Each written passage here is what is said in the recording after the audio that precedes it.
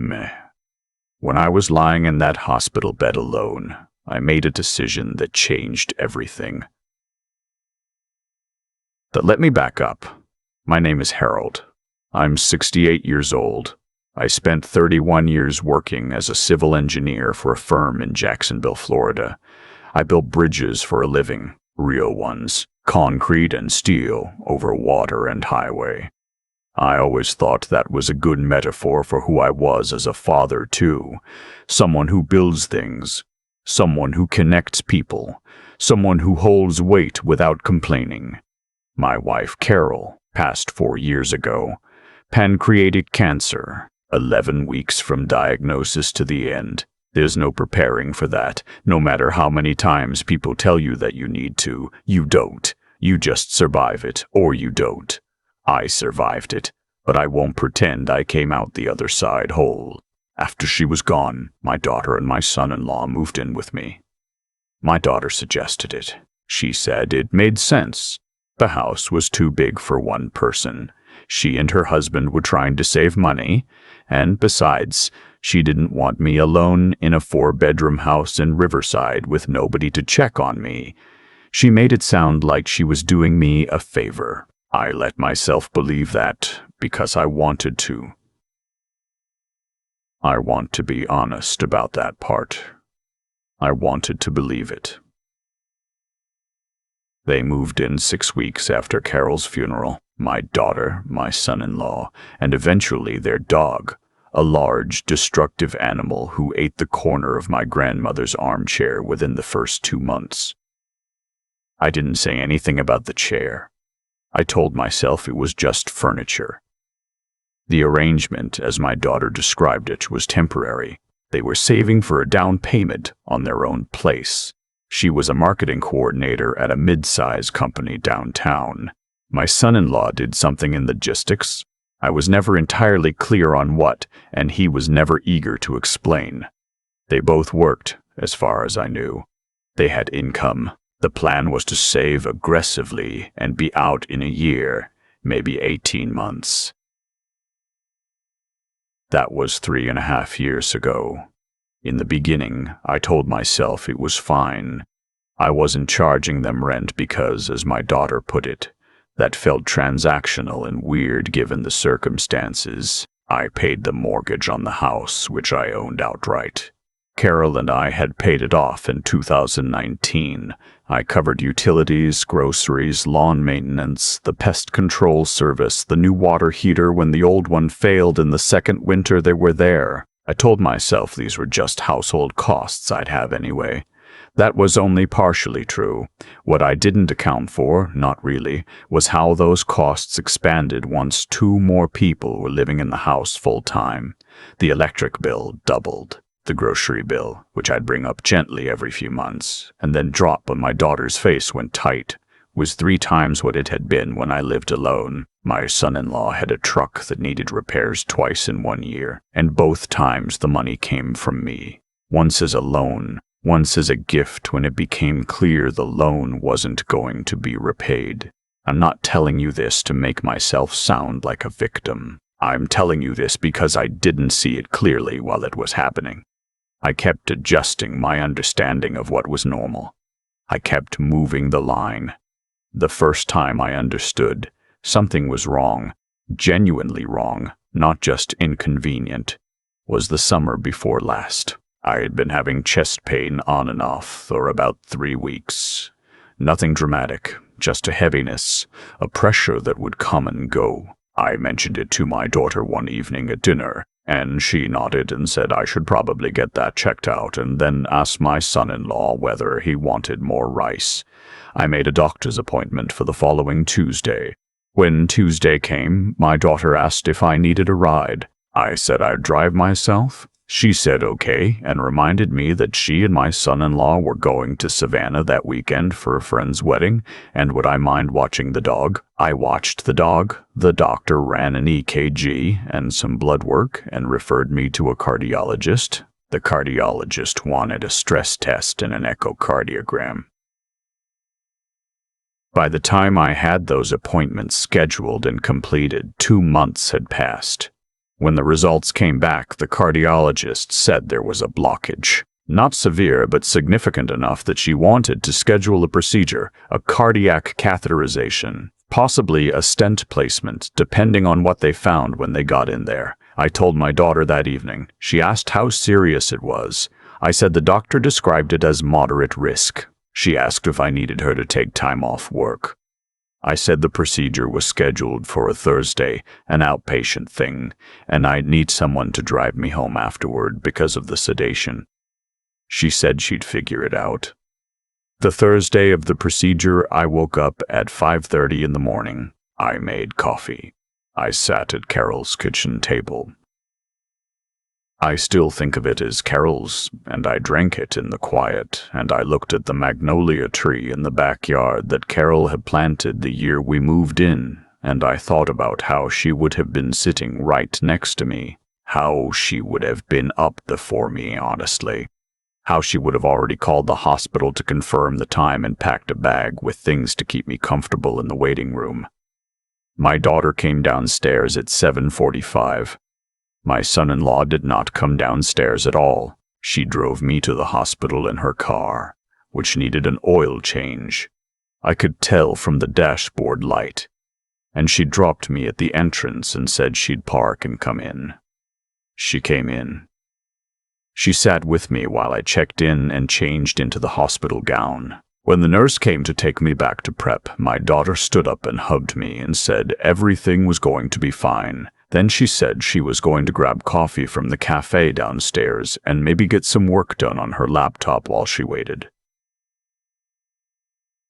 The procedure took about 2 hours. They placed one stent. I was in recovery for another hour and a half. When the nurse came to tell me I was cleared to go home, she asked if my ride was in the waiting room. My daughter was not in the waiting room. The nurse checked the waiting area twice. She called the number I'd listed. It went to voicemail. She tried again 15 minutes later. My daughter answered on the third call, slightly breathless, and said she'd be there in 20 minutes. She arrived in 35. She apologized. She said she'd stepped out to take a work call and lost track of time. She said it in a way that assumed the apology was sufficient, that the matter was now resolved, that we could move forward. I sat in the passenger seat of her car with a bandage on my wrist where they'd gone in and a mild sedative still in my system. And I looked out the window at the highway, and I didn't say anything. But I started paying attention differently after that. I'm an engineer. I'm a data person at heart. I like numbers. I like when things add up. And so over the following weeks, I started writing things down, not obsessively. I wasn't building a case, at least not consciously. I was just trying to understand what I was looking at. I went back through my bank statements for the previous 3 years. I wrote down every expense that was directly or indirectly related to my daughter and my son-in-law living in my house. The grocery bills. The utilities differential. I estimated conservatively based on what I'd paid before they moved in and what I paid now. The truck repairs, the loan that became a gift. The weekend they asked me to cover their hotel in Hilton Head because they'd overextended that month and they'd pay me back Monday, which was 8 months ago. Then I added the things that were less tangible. The new fence my son-in-law said he'd build along the back property line and never did, which I eventually paid a contractor to do.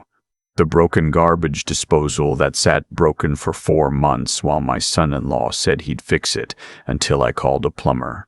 The gym membership I'd canceled 2 years prior because I felt strange leaving the house to exercise when they were home, and my daughter had once made a small comment about how she wished they had more privacy.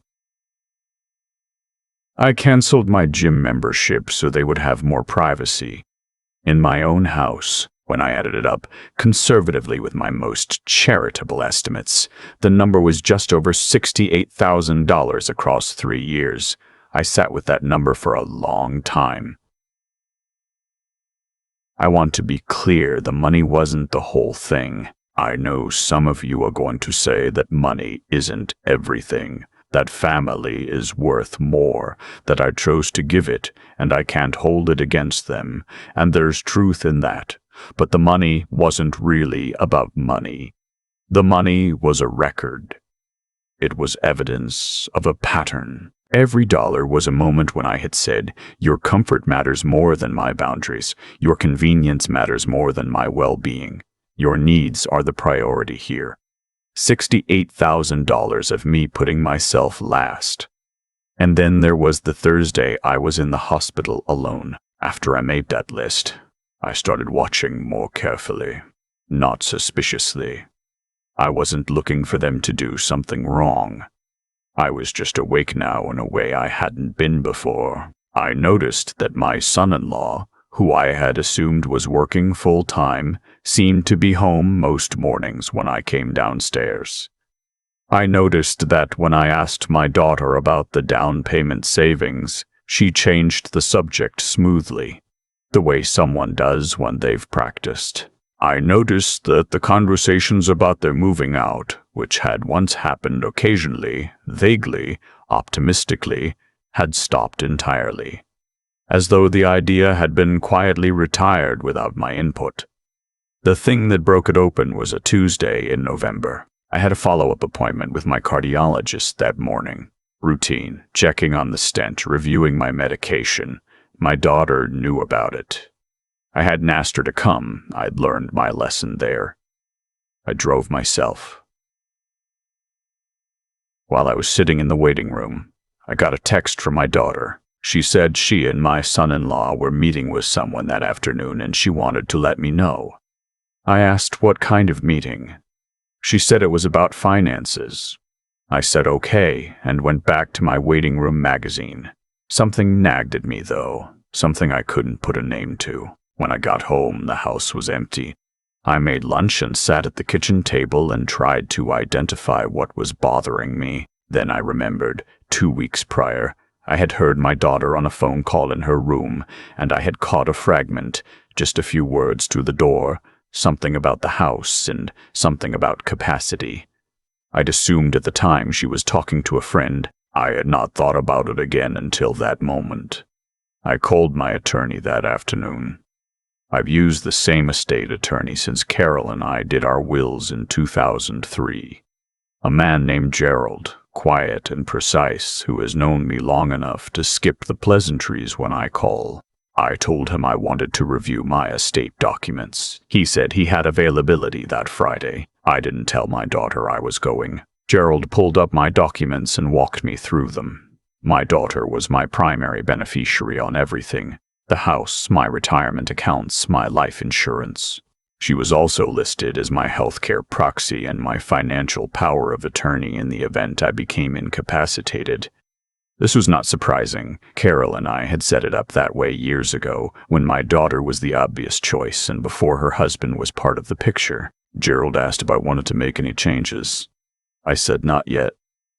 I said I wanted to think. On the drive home, I turned off the radio and drove in silence, and I tried to be honest with myself about what I was afraid of. Because I was afraid of something I had been for weeks and just hadn't let myself name it. What I was afraid of was this, that my daughter and her husband were not saving for their future.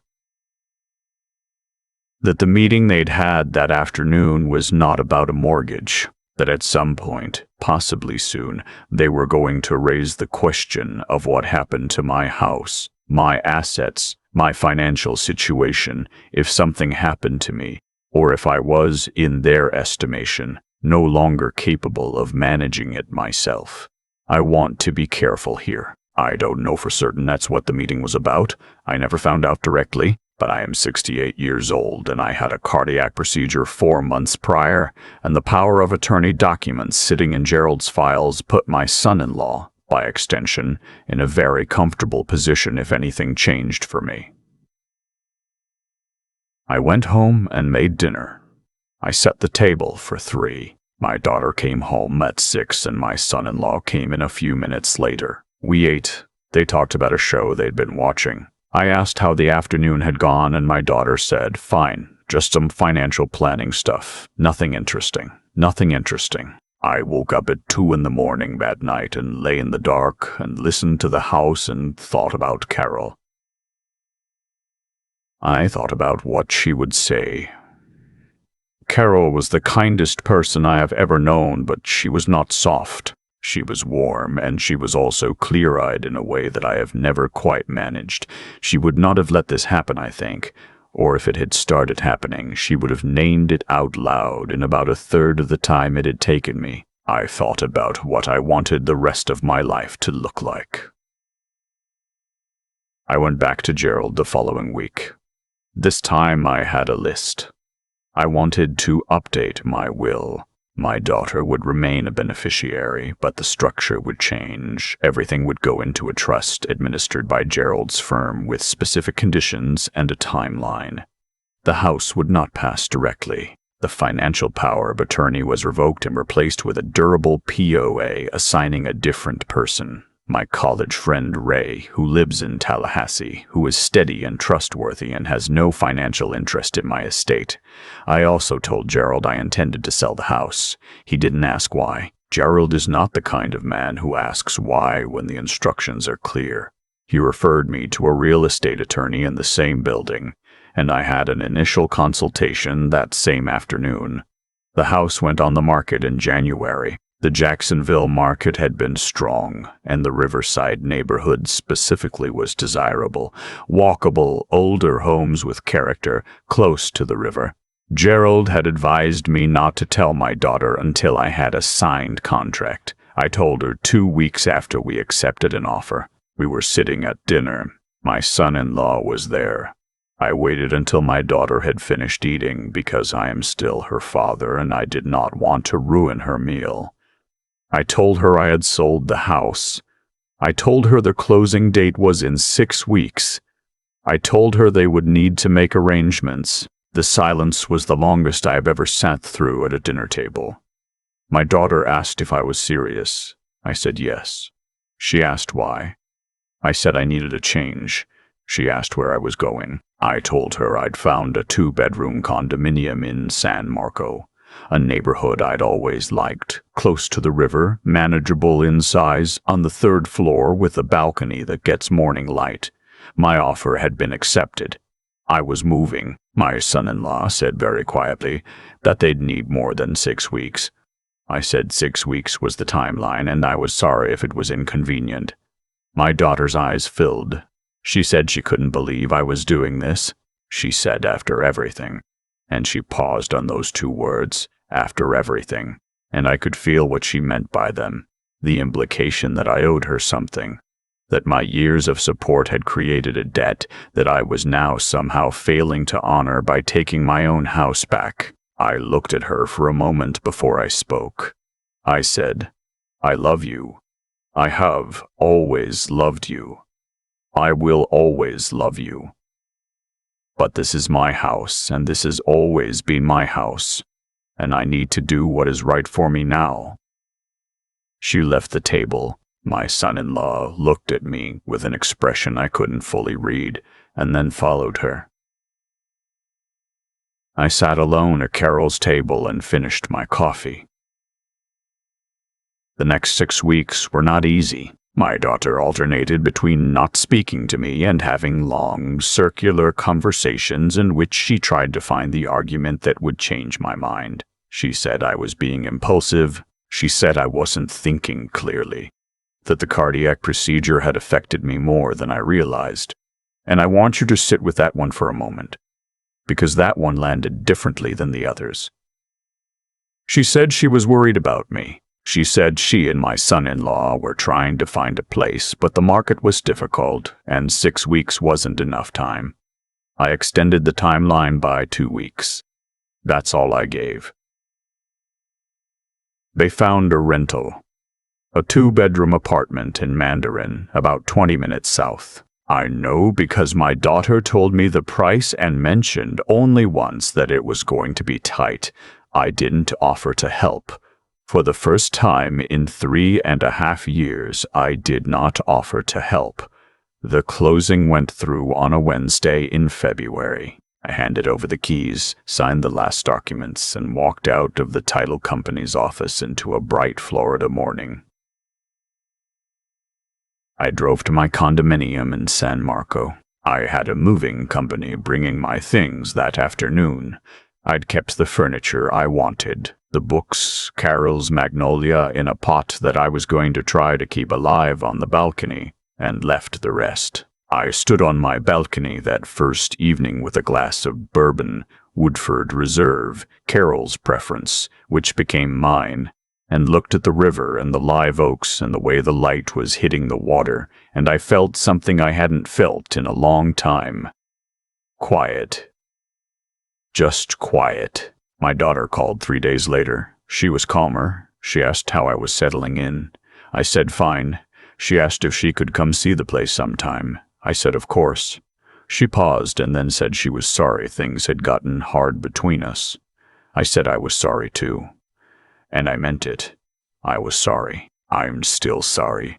She is my daughter and I love her, and grief does strange things to families and loneliness does strange things to judgment, and I am not without my own failures in all of this. But I'm not going back. My granddaughter turned 7 in March. I sent her a card and a check and a stuffed manatee from the Jacksonville Zoo gift shop because she had told me once that manatees were her favorite animal. My daughter texted me a photo of her holding it. She was grinning with one front tooth missing. That photo is on my refrigerator now. I've been going to the gym again. There's one 3 blocks from my condominium. I've reconnected with Ray, my old friend in Tallahassee, and we've been talking about driving up to Tennessee in the fall to see the leaves. My cardiologist says my numbers look good. The stent is doing what it's supposed to do. I am 68 years old. I have a balcony that gets morning light and a bourbon I like and a river I can see from my kitchen. I have a granddaughter who loves manatees. Carol would have liked this place. I think, wherever she is, she probably already knew I'd end up somewhere like this. She always knew me better than I knew myself. I'm not angry. I want to make that clear because I know how these stories can sound. Like a man nursing a grudge, settling a score. That's not what this is. What this is a man who built bridges his whole life, finally deciding it was time to stand on solid ground. That's enough. That's more than enough. I've thought a lot about why it took me so long to see what was happening. Harold isn't a foolish man. He built bridges for a living, real ones, engineered to hold weight under pressure. But when it came to his own life, he kept absorbing pressure that he should have redirected a long time ago. That's the thing about cause and effect that most people miss. It doesn't announce itself. It doesn't arrive with a warning. It builds quietly, one small compromise at a time, until the structure you thought you were maintaining has shifted into something you no longer recognize. Harold didn't lose himself in one dramatic moment. He lost himself in 3 years of canceled gym memberships, unpaid loans, and dinners where he swallowed what he really wanted to say. Every action has a consequence, and every pattern of inaction does too. When we consistently put our own needs last, not out of genuine love, but out of fear of conflict or loneliness, or the hope that generosity will eventually be returned, we are teaching the people around us exactly how to treat us. Harold taught his daughter without meaning to that his comfort was optional, that his time was available, that his house, his money, his health were resources to be managed rather than a life to be respected. That's not a moral failure. That's a human one, and recognizing it is the beginning of intelligence, not the end of it. What strikes me most about Harold's story is that the turning point wasn't anger. It wasn't revenge.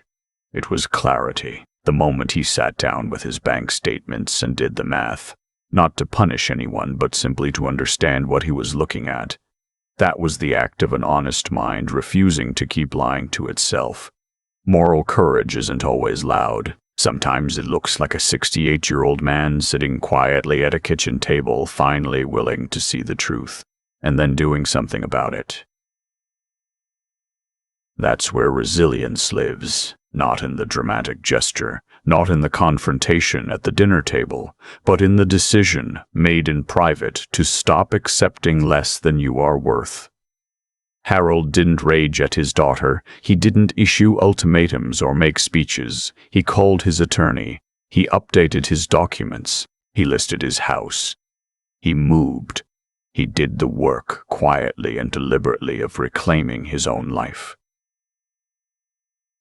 The consequences his daughter and son-in-law faced were not something Harold did to them. They were the natural result of choices made over years, choices that treated a generous man like an institution rather than a person. That is how cause and effect actually works, not as punishment handed down from somewhere above, but as the simple, inevitable outcome of how we treat the people in our lives. If there is a lesson in Harold's story, it is this. Integrity is something you practice on yourself first. You cannot build an honest life while consistently dishonoring your own needs. Wisdom is not about being harder or colder. It is about being clear. It is about knowing, finally, what you will carry and what you will set down. Harold set it down, and he walked out into a bright Florida morning, carrying only what was his, that balcony, that bourbon, that river. That was enough.